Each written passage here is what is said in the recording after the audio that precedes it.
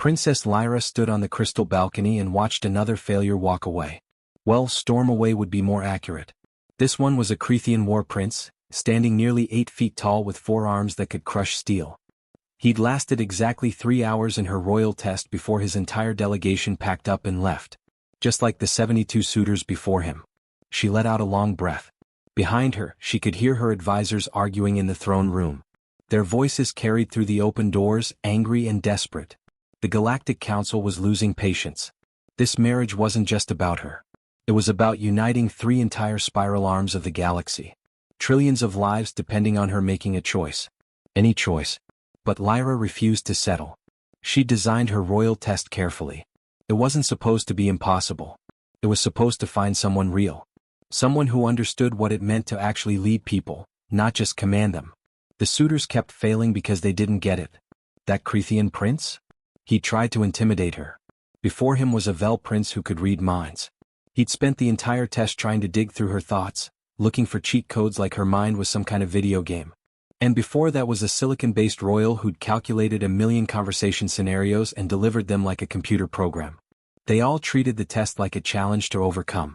Like she was a boss fight in some game. That was exactly why they all failed. Lyra walked through the palace gardens as the twin moons rose overhead. The flowers here were from 100 different worlds, glowing softly in the darkness. She'd always loved this place. It was quiet, peaceful. No one demanding things from her or telling her what the smart political choice would be. That's when she saw him. A human. One of the maintenance workers. He was over by the reflecting pool with a mop and a bucket, cleaning the decorative tiles around the edge. The palace employed thousands of people from dozens of species, so seeing staff wasn't unusual. But something made her stop and watch. He was humming. Not just humming but really into it. Some tune she didn't recognize. And he looked happy? Content. He'd stop occasionally to look at his reflection in the water, make a goofy face at himself, then go back to mopping. Like this was the best part of his day. When was the last time Lyra had felt that way about anything? She walked closer. His badge said Jake Miller. Human. Sanitation Services. 6 years employed. You enjoy your work? She asked. Jake jumped about a foot in the air, nearly dropping his mop. When he turned and saw who was talking to him, his eyes went wide. Oh, Princess. I'm sorry I didn't hear you. I'll get out of your way. That's not what I asked. He blinked. Do I enjoy mopping? Yes. Jake looked down at his mop, then back at her, clearly wondering if this was a trick question. I mean, yeah, it's honest work. Gives me time to think. Plus there's something satisfying about making things clean, you know? Start with a mess, end with something nice. Not many jobs where you can see exactly what you accomplished. Lyra stared at him. In 6 months of testing suitors, not one of them had spoken to her like this. Like she was just another person. They all performed, calculated, strategized. This human was just talking. What's your name? She asked even though she could see his badge. Jake, Your Highness. Jake Miller. From Earth. Been working here about 6 years now. Jake. She said his name slowly, thinking. Behind her she could hear footsteps. Her advisors coming to find her, probably to yell about the latest failure. She had maybe 30 seconds before they arrived and dragged her into another emergency council meeting. She made a decision that would shock the entire galaxy. You, Jake Miller. You will take my royal test. Jake's mop hit the ground. Oh, what? You heard me. But I'm a janitor. I clean toilets, Your Highness. I know what you do. She turned to face her approaching advisors. I've made my choice. This human will be my next suitor. The head advisor, a crystalline being named Velshera, actually froze mid-step. You cannot be serious. The law is clear. My choice is absolute. A janitor? Velshera's voice went up 3 octaves. A human janitor? Princess, this is political suicide. Jake slowly raised his hand like he was in school. I'm standing right here. You. Velshera whirled on him. Do you have any idea what you've done? Do you understand the insult you've delivered to 73 noble houses? I was just mopping? Jake said weakly. Lyra smiled. First time in months she genuinely smiled. Jake Miller, you have 1 night to prepare. Tomorrow you enter the testing chamber. Do you accept? Jake looked at his mop. Then at the princess. Then at the furious alien advisor who looked ready to explode. Finally he shrugged. Yeah, okay. Why not? The palace exploded into chaos. Jake spent that night in a guest room that was bigger than his entire apartment back on Earth. He couldn't sleep. Every time he closed his eyes, he'd remember the looks on everyone's faces when the princess chose him. Anger. Some of the alien nobles looked like they wanted to vaporize him on the spot. His communicator kept buzzing. Messages from his coworkers. His family back on Earth somehow already knew. His mom sent 17 messages in a row, each one more panicked than the last. His dad just sent one, "Don't embarrass us, son." "Thanks, Dad. Real helpful." Around 3 in the morning, a staff member came to brief him. She was a tall, blue-skinned woman who introduced herself as Lynn from Protocol Services. She looked at Jake like he was a science experiment gone wrong. "The royal test lasts 5 days, Lynn explained, her voice flat. "No one knows exactly what happens inside except the princess and the suitor. Every prince who's failed has refused to discuss it." "That's not ominous at all," Jake muttered. Lynn ignored him. "You'll be provided with basic necessities. There are no servants inside the testing chamber. No guards. No communication with the outside world. Just you and Princess Lyra." Jake's stomach did a flip. "Wait, it's just the two of us? For 5 days." "Correct." "Doing what?" Lynn's expression said she thought he was an idiot. "That's the test, human. Figure it out or fail like the others." She left him with a stack of information tablets about the princess's culture and history. Jake tried to read them, but his brain wouldn't focus. Instead, he found himself thinking about weird stuff. Did the princess like coffee or tea? What kind of music did her people listen to? Did she have hobbies? Every suitor before him probably memorized her planet's entire political structure and military capabilities. Jake just wanted to know if she was more of a morning person or a night owl. When dawn came, they dressed him in formal clothes that felt stiff and uncomfortable. Nothing like his usual maintenance uniform. A whole procession of officials escorted him through the palace while crowds of alien nobility watched. Some whispered. Others laughed openly. One delegate actually spat at his feet. "Ignore them," a guard whispered. "They're just mad their princes failed." "Super comforting, thanks." The testing chamber doors were massive, made of some metal that seemed to shift colors. They stood at the end of a long hallway lined with portraits of previous royal couples. All of them looked impressive and powerful. Jake looked like a guy who'd been mopping floors yesterday. Because he had been. The doors opened. Jake expected something dramatic. Arena maybe. Obstacle courses. Weapons. Puzzles that required genius-level intelligence to solve. Instead, he found an apartment. A normal apartment. Well, normal by palace standards, which meant it was still nicer than anywhere Jake had ever lived. There was a small kitchen. A living area with comfortable couches. 2 bedroom doors. Everything was clean and simple and almost cozy. Princess Lyra sat at a small dining table. She'd changed out of her formal robes into something simpler. She looked up when he entered, and Jake realized she looked tired. Really tired. "Welcome, Jake," she said. "Please sit down." Jake sat. The doors behind him sealed shut with a heavy thunk that made his heart jump. "So," he said, looking around, "this is the test?" "An apartment." "This is where the test takes place," Lyra corrected. She gestured to the space around them. "For the next 5 days we live here. Together. No servants. No help from outside. Just 2 people sharing a space." Jake waited for more. When nothing came, he asked, "That's it?" "That's it. The 73 princes before me, they couldn't handle living with you for 5 days?" Something flickered across Lyra's face. Not anger. Something sadder. "They couldn't handle being with me, no. They were too busy trying to prove themselves. Too focused on winning." She met his eyes. "Tell me, Jake, what do you think this test is really measuring?" Jake thought about it. He thought about that Creathian war prince who'd lasted 3 hours. The telepathic prince.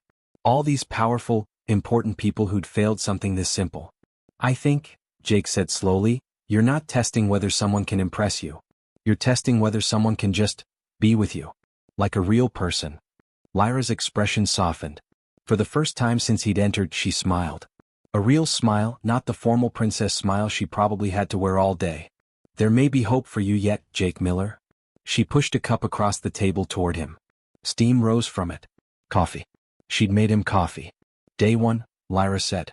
"Let's start simple. Tell me about yourself. And please be honest. I've had enough performance and strategy to last a lifetime." Jake picked up the coffee. It smelled amazing. "Well," he said, "I'm probably going to disappoint you. I'm not smart like those other guys." I don't have superpowers or genius-level intelligence. I just clean stuff and try not to mess up too badly. Good, Lyra said, picking up her own cup. I'm tired of smart. Smart hasn't worked. Try being yourself instead. Jake laughed. He couldn't help it.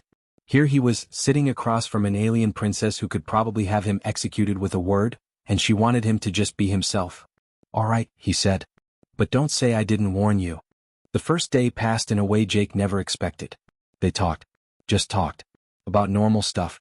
Lyra asked about Earth, and Jake told her about his hometown. A small place in the Midwest where everyone knew everyone. His nephew's obsession with collecting rocks. His sister's terrible cooking. The time his brother tried to fix the family car and somehow made it worse. Lyra laughed at that. A real laugh, not the polite princess laugh. It surprised both of them. Your turn, Jake said. What was it like growing up here? Lyra's smile faded a bit. Lonely. I had tutors, advisors, guards. But not really friends.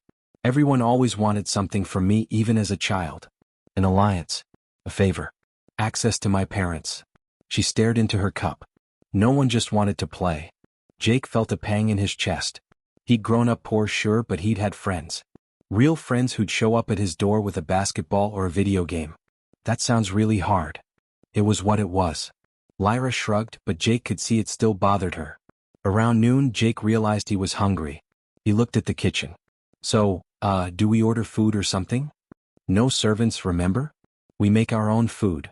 Right. Jake stood up. I can cook. Nothing fancy, but I won't poison us. What do you like? Lyra stared at him. You're offering to cook for me? Well, yeah. We both gotta eat. Jake opened the refrigerator. It was stocked with ingredients from dozens of worlds. Some he recognized. Others looked like they came from a sci-fi movie. Unless you want to cook? I don't want to assume. The Creathian prince tried to make me cook for him, Lyra said quietly. He said it would prove I could be a proper partner. When I refused, he broke 3 plates and a chair. Jake turned around. He what? He failed quickly after that. Good. What a jerk. Jake pulled out some vegetables that looked normal enough. How about this? We cook together. You can teach me about the weird alien vegetables and I'll try not to burn anything. Something shifted in Lyra's expression. She stood up and joined him in the kitchen. Together? Yeah. I mean, that's kind of the whole point of this, right? Doing life together? They spent the next hour making lunch. Lyra showed him how to prepare foods from her world. Jake taught her how to make a proper grilled cheese, which apparently didn't exist in galactic cuisine. They laughed when Jake almost used the wrong spice, which Lyra warned would make everything taste like soap. When they finally sat down to eat, the food was simple but good. More importantly, they'd made it together. The telepathic prince tried to read my mind the entire test, Lyra said between bites. He kept asking questions and then checking if I was lying. Like it was an interrogation. Did he find any deep dark secrets? Just that I was annoyed with him. Lyra smiled. He couldn't understand why that made him fail. Jake shook his head. These guys all sound exhausting. They were. That afternoon, Jake noticed a spill on the floor. Without thinking, he grabbed a towel and cleaned it up. When he looked up, Lyra was watching him with a strange expression. What? He asked. You just cleaned that? Without anyone asking. Without trying to show off. Jake looked at the towel, confused. It was spilled. Someone could slip. The Silicon Prince made me clean every mess. He said it would build character. He sounds like a nightmare. He lasted 2 days before I asked him to leave. Jake tossed the towel in the sink. Look, I don't know what these other guys were doing, but they were doing it wrong. You don't need someone to prove they're strong or smart or whatever. You need a partner. Someone who sees a spill and cleans it because that's what you do when you share a space with someone you care about. Lyra went very still. You care about me? We just met yesterday. Jake felt his face heat up. I mean, not like that. Not yet. I just meant, in general. When you're with another person, you care about the little things. The daily stuff. That's what actually matters. For a long moment, Lyra didn't say anything. Then she stood up, walked to the sink and started washing their lunch dishes. Jake joined her without being asked. They worked in comfortable silence, her washing while he dried. Jake. Lyra said softly. Yeah. Thank you. For what? For being here. For being real. She handed him a plate. Every other suitor treated this like a competition. Something to win. You're the first one who's treated it like what it actually is. What's that? Two people getting to know each other. Jake dried the plate carefully. Well, yeah. That's all this needs to be, right? Just two people figuring out if they can handle sharing a life together. All the politics and galaxy stuff? That's important, sure. But it doesn't matter if you can't stand being in the same room with someone. Lyra smiled. The tired look from yesterday was starting to fade from her eyes. You know what, Jake? I'm starting to think you might actually pass this test. Don't jinx it. We've still got 4 more days. True. Lyra dried her hands. Want to watch a movie or something? I've been curious about Earth entertainment. Sure. But I'm warning you, my taste in movies is terrible. Good. I could use terrible right now. I'm tired of perfect. They spent the evening on the couch watching an old action movie from Earth that Jake loved. Lyra laughed at all the explosions and ridiculous one-liners. For those few hours, she wasn't a princess with the weight of galaxies on her shoulders. And Jake wasn't a janitor way out of his depth. They were just two people sharing popcorn and making fun of bad special effects. It was, Jake thought, pretty perfect. Day 3 started with an argument. Not a big one, but enough to make Jake nervous. They were deciding what to have for breakfast, and Lyra wanted something from her world. Jake suggested trying something new together. She insisted her way was better. He pushed back gently. Then Lyra raised her voice. Why are you being so difficult about this? Jake recognized what was happening. This was a test within the test. He could feel it. The previous suitors probably either got aggressive back or completely caved to keep the peace. Neither option was right. I'm not trying to be difficult, Jake said calmly. I just thought it would be fun to try something neither of us has made before. But you know what? You're right. Let's make what you want. Lyra blinked. Just like that. It's breakfast, not a peace treaty. If it matters to you, then it matters. Simple as that. But you were right. Trying something new together would be better. Jake smiled. Then let's do that instead. I'm not attached to being right. I'm just here to spend time with you. Something in Lyra's expression crumbled. Not in a bad way. More like a wall coming down. She sat down at the table and put her head in her hands. Hey, Jake said, concerned. You okay? The War Prince screamed at me during our argument, Lyra said quietly. He threw a chair across the room. The Silicon Prince calculated the most logical response and recited it like a robot. The telepath tried to read my mind to figure out what I wanted to hear. She looked up at him. You're the first one who just talked to me. Like a real person. Jake sat down across from her. That's because you are a real person. Yeah, you're a princess with huge responsibilities. But right now, in this room, you're just Lyra. And I'm just Jake. Two people trying to figure out breakfast. It's not just breakfast though, is it? Lyra's eyes were bright. It's everything. Every little decision. Every disagreement. Every moment of just existing together. That's what partnership actually is. The daily stuff. The boring stuff. The stuff that doesn't matter to galaxies but matters to the two people living it. Exactly. Lyra wiped her eyes. I've been so alone, Jake. So incredibly alone. And I built this test hoping to find someone who understood that leadership isn't about being the strongest or the smartest. It's about being present. Being kind. Being willing to wash dishes and argue about breakfast and just be human. Well, being human is kind of my specialty, Jake said with a small smile. Lyra laughed. It turned into a sob. Then back into a laugh. Jake moved around the table and sat next to her, not touching, just being there. After a moment, she leaned against his shoulder. Tell me about your family, she said. Tell me everything. I want to know what it's like to have people who just love you without needing anything from you. So Jake told her. About Sunday dinners at his mom's house. About his nephew who collected rocks and could name every single one. About his sister who couldn't cook to save her life but tried anyway. About his dad's terrible jokes that everyone groaned at but secretly loved. About the time they all went camping and it rained the entire weekend but they laughed about it anyway. Lyra listened to every word like it was the most important thing in the universe. That sounds wonderful, she said softly. That's what I want. Not the politics or the power or any of that. Just someone to have terrible camping trips with. The camping trip wasn't terrible, Jake protested. It was fun. We made the best of it. That's what makes it wonderful. You made the best of it. Together. Lyra sat up and looked at him. Jake, I need to tell you something. This test is almost over. Tomorrow is day 4. Day 5 is just confirmation. I already know my answer. Jake's heart started pounding. Yeah. Every prince before you tried to prove they deserved me. You're the first one who made me feel like I deserved you. She took his hand. You're the first one who saw me. Not the crown. Not the alliance. Just me. You're pretty easy to see, Jake said. You're right there. Lyra smiled. That's exactly what I mean.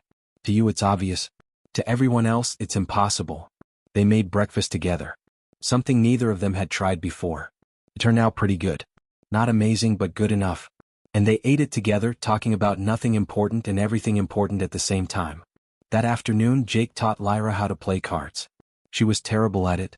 She laughed every time she lost, which was often. They played for hours, keeping score on a piece of paper that Jake doodled all over. That evening Lyra fell asleep on the couch during another movie. Jake grabbed a blanket and put it over her. He stayed there, reading a book just in case she woke up and needed something. She didn't wake up until morning.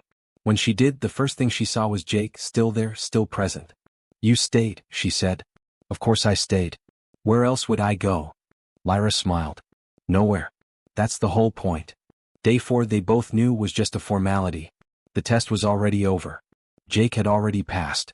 On the morning of day 5, the testing chamber doors opened. Jake and Lyra stood together, and for once Jake wasn't nervous. He knew what was coming. They both did. The grand hall was packed. Every noble house, every council member, every delegation from 3 spiral arms of the galaxy. All waiting to hear Princess Lyra's decision. The room went silent when they entered. Advisor Velshera stepped forward, her crystalline form shimmering with barely controlled anger. Princess Lyra, the council awaits your decision. Has the human passed your royal test? Lyra didn't hesitate. He has. Jake Miller will be my prince consort. The room erupted. Shouts of outrage. Alien nobles rising from their seats in protest. The Crethean delegation looked ready to declare war right there. One ambassador actually fainted, which seemed dramatic, but alien biology was weird. This is an outrage, someone yelled. A human? A janitor? The alliance is dead. Velshera raised her arms for silence. It took several minutes. Princess, with respect, the council demands an explanation. 73 noble princes failed your test. How could this human succeed where they failed? Lyra stepped forward. Her voice carried across the hall, clear and strong. I will tell you exactly how. Every prince you sent me came with weapons, strategies, enhancements. They came to conquer my test. To prove their superiority. To win me like I was a prize. She gestured to Jake. This man came with nothing but himself. And that was everything.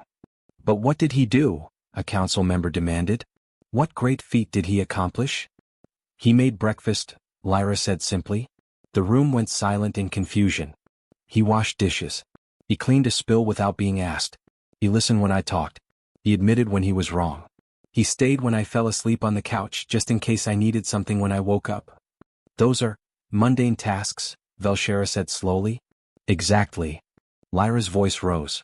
Leadership isn't about being the strongest in the room. It's not about being the smartest or the most enhanced. It's about being present. It's about seeing the people around you as people, not as problems to solve or assets to manage. She looked around the hall. My test was never about combat or intelligence. It was about finding someone who could share a life with me. Not rule beside me. Not enhance my power. Share a life. The daily, boring, beautiful reality of existing with another person. An elderly council member stood. But Princess, what about the alliance? What about the political implications? The alliance will be stronger than ever, Lyra said firmly, because it will be built on the right foundation. Not on military might or calculated advantage, but on the simple truth that humans have somehow remembered when the rest of the galaxy forgot it. And what truth is that? Velshera asked. Jake cleared his throat. Everyone turned to look at him. He suddenly felt very small. If I can say something? Lyra nodded encouragingly. Look, Jake said. Humans aren't special. We're not the strongest or the smartest species out here. We know that. But maybe because we're not those things, we had to learn to work together differently. We had to learn to be kind, to be patient, to actually care about each other because we couldn't survive any other way. He looked at the assembled aliens. You all evolved past that. You got stronger, smarter, more efficient. And that's amazing. But maybe you lost something along the way. The ability to just be with each other. Without it being about power or strategy or advantage. The hall was completely silent now. Lyra doesn't need another warrior or genius, Jake continued. She needs a partner. Someone to share the weight with. someone to make terrible breakfast with and argue about movies and just live with. That's what holds people together. Not power. Not intelligence. Just showing up every day and choosing to be present. For a long moment, nobody spoke. Then, slowly, the elderly council member sat back down. The human makes a compelling point. Another council member nodded. Perhaps we have been approaching this wrong. The Creathian war prince who'd failed the test stood up. Jake tensed, expecting violence. Instead, the prince bowed. I challenged the princess. I tried to dominate her. I see now that was foolish. The human is right. He is a worthy choice. One by one, the other failed suitors stood and bowed. Not to Jake. To the wisdom of what Lyra had been trying to show them all along. Velshera looked at Lyra for a long moment. Finally, she bowed too. The council recognizes Jake Miller as prince consort. May this union bring prosperity to all. The formal ceremony happened 3 weeks later. Jake's entire family came from Earth, crying and taking about 1 million photos. His nephew brought rocks to show Lyra. His sister tried to cook for the reception and was politely redirected to other duties. His dad told terrible jokes that somehow worked in translation. 6 months later, Jake still did maintenance work sometimes. He found it relaxing. Lyra often joined him, and they'd clean the palace gardens together while discussing interstellar policy. Other species sent delegations to study them, trying to understand how the most effective royal partnership in recent history operated on principles they'd evolved past millennia ago. The galaxy was learning an important lesson. Sometimes the most advanced thing you can do is remember how to be simple. How to be present. How to be human. And Jake? He was just happy to be mopping floors with someone he loved. Because in the end, that's all anyone really needs. Someone to share the boring, beautiful daily moments with. Someone who sees you when you fall asleep on the couch and stays just in case. That's not just good leadership. That's good humanity. And sometimes that changes